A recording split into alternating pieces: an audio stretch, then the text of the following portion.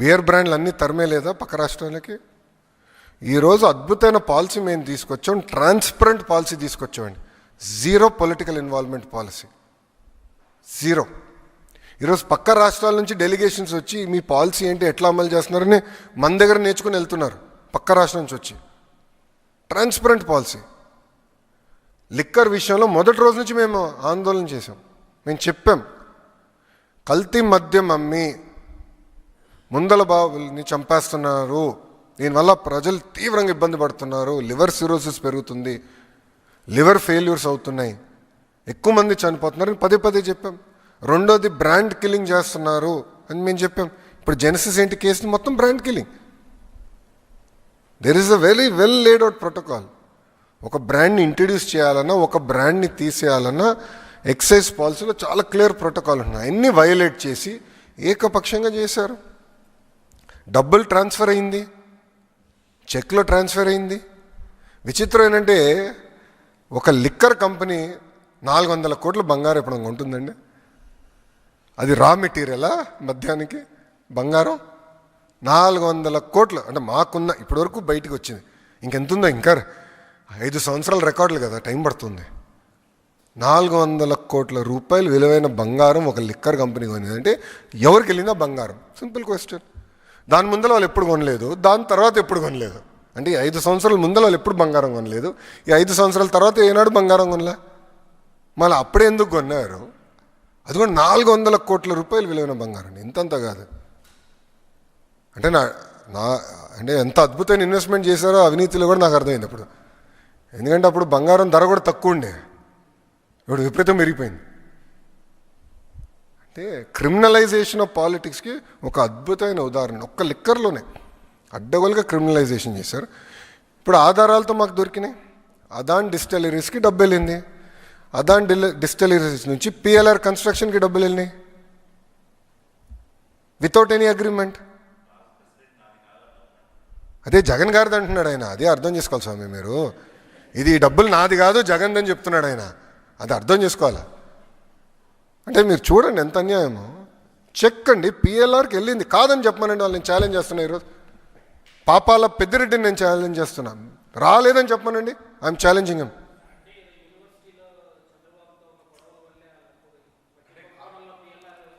Sir డబ్బులు వెళ్ళినాయా లేదా? అవినీతి సొమ్ము.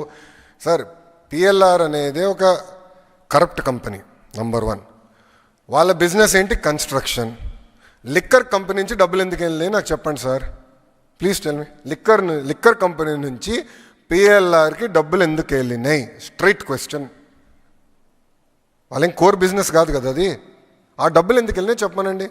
పాపాల పెద్దిరెడ్డిని నేను ఛాలెంజ్ చేస్తున్నా. నిజంగానే అంత కక్ష ఉంటే 2014 నుంచి 19 మధ్యలో వీళ్ళు బయట తిరిగే పరిస్థితి ఉండేదా స్వామి? తప్పు చేశారు, యాక్షన్ తీసుకున్నాం, there is the matter.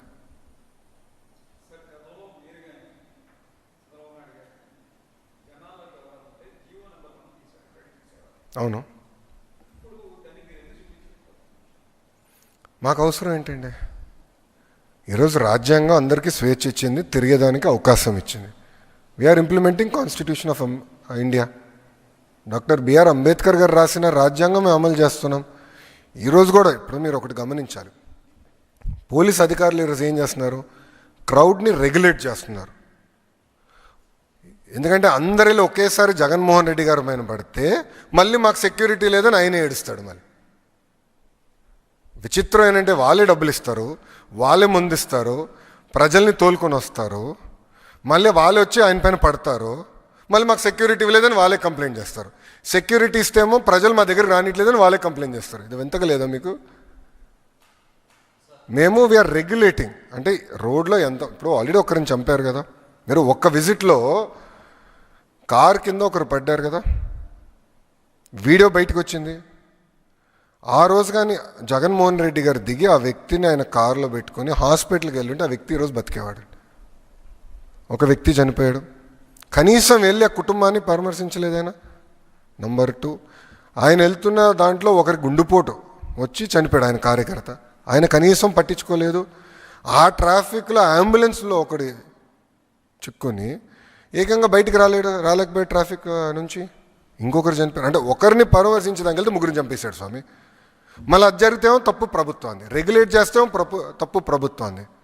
We are following due process of the law. Jaganmohan Reddy garu లాగా మేము మన గేట్కి తాళ్ళు కట్టట్లే కదా స్వామి, బయటికి రానికుండా చేయట్లే కదా. ఇప్పుడు గౌరవ ముఖ్యమంత్రి గారి ఇల్లు చుట్టూ, ఇప్పుడు చంద్రబాబు నాయుడు గారి ఇల్లు చుట్టూ 144 సెక్షన్ అమల్లో లేదు. ప్రజలు రావచ్చు, వాళ్ళ సమస్యలు చెప్పుకోవచ్చు. వారానికి ఒక రోజు నేను ప్రజా దర్బారు నిర్వహిస్తున్నాను, ఓపెన్గా మాట్లాడుతున్నాం. మేము మనుషులమే, 10 నిర్ణయాలు 3 తప్పొస్తే సరిదిద్దుదానికి మేము సిద్ధంగా ఉన్నాం స్వామి. వీఆర్ నాట్ పర్ఫెక్ట్, నేర్చుకుంటున్నాం. We are willing to learn. అది ఈ ప్రభుత్వానికి, కూటమి ప్రభుత్వానికి ఉన్న చిత్తశుద్ధి. ప్రతిదీ మేము చర్చిస్తున్నాం, డిస్కస్ చేస్తున్నాం, పరిష్కరిస్తున్నాం.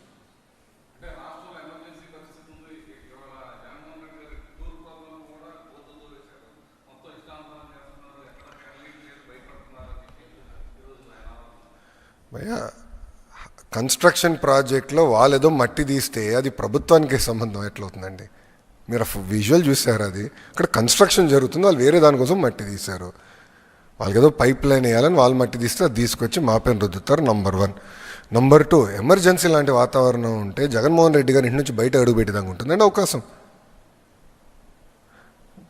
చంద్రబాబు నాయుడు గారు ప్రతిపక్షంలో ఉంటే ఇదే గేట్కి తాళుగట్టారండి, తాడుగట్టారు. రానిలే మమ్మల్ని బయటికి. ఈరోజు జగన్మోహన్ రెడ్డి గారు హాయిగా తిరుగుతున్నాడు కదా, ప్రతిపక్షంలో ఉన్న ముఖ్యమంత్రి స్థాయిలో హెలికాప్టర్స్ గిర్రని తిరుగుతున్నాడు కదా బా. అమరావతి నుంచి నెల్లూరుకి హెలికాప్టర్లో వెళ్ళాడు, చౌంటబట్ల దిగాడు, హాయిగా ఏసీ బండి ఎక్కాడు, వెళ్ళాడు, వచ్చాడు. మళ్ళీ అక్కడి నుంచి హెలికాప్టర్లో జంప్ బెంగళూరు, ఫినిష్. హెలికాప్టర్లు తిరుగుతున్నాడు. పర్మిషన్లు ఇస్తున్నామే, మేము భద్రత కల్పిస్తున్నామే. మళ్ళీ పోలీసులు పెడితేమో ఎక్కువ మంది పోలీసులు పెట్టాడని మళ్ళీ ఆయన అంటాడు, పెట్టబోతేమో ఎవడు పెట్టలేదు అంటాడు. విచిత్రం ఏంటంటే, ఒక మాట చెప్తానండి. మొన్న ఒక హెలికాప్టర్లో వచ్చాడు ఆయన, దిగి వాళ్ళ మనుషులే ప్రజల్ని ఇట్టిట్టి రమ్మని వీడియోలు చూపిస్తున్నారు. వాళ్ళు వచ్చి హెలికాప్టర్ని ధ్వంసం చేశారు, అద్దం పగలగొట్టారు తెలుసా వైకాపా కార్యకర్తలు. పాపం హెలికాప్టర్ లీజింగ్ కంపెనీ వాడు అని గొడవ, 16 లక్షలు నాకు బొక్కరా పోయి అద్దం పగలగొట్టాడు ఈడని. ఎంత అన్యాయం అండి. అంటే పిలుస్తున్నారు, వాళ్ళు పైలట్ చెప్పాడండి ఇన్వెస్టిగేషన్లో, ఇట్లా పిలుస్తున్నారండి, రాండి రాండి రాండి అని.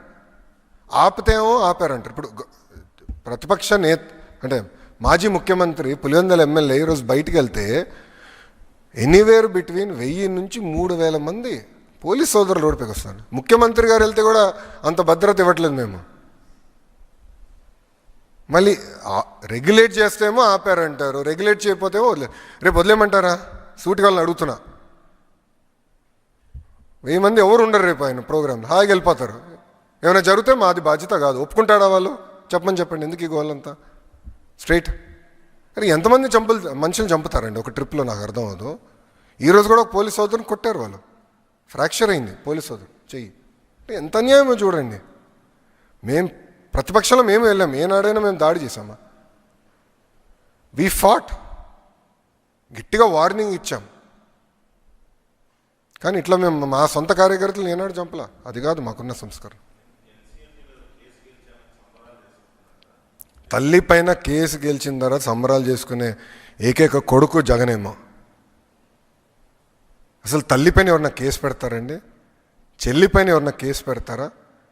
2021, 22లో గిఫ్ట్ డీడ్ అండి అది. తల్లికి గిఫ్ట్ డీడ్ కింద ఇది ఇచ్చారని చెప్పి ఇచ్చినట్టుగా లాగేసుకున్నాడు. ఎక్కడ పోతున్నారండి వీళ్ళు? ఈయన ఒక నాయకుడా? సొంత తల్లి చెల్లిపైన కేసు పెట్టిన వ్యక్తి ఏనాడు నాయకుడు అవుతాడండి? ఇంట్లో ఉన్న